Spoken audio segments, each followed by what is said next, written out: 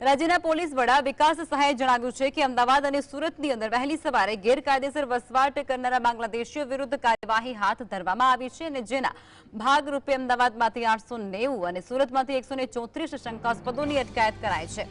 પકડાયેલા લોકો પૈકી 457 પુરુષ છે અને આ સાથે જ ડીજીપીએ જણાવ્યું છે કે શંકાસ્પદ લોકોની યોગ્ય તપાસ બાદ જો તેઓ બાંગ્લાદેશી છે તેવી વાત પુરવાર થશે તો તેમને બાંગ્લાદેશ ડિપોર્ટ કરવામાં આવશે।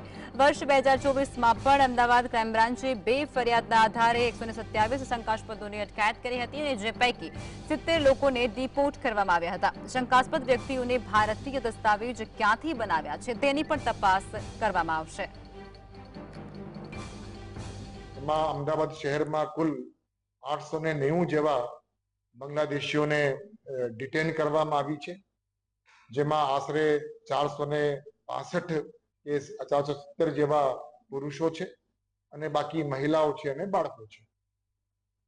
અને પકડાયા પછી નિયમ મુજબ એ લોકોની ઇન્ટ્રોગેશન થાય છે।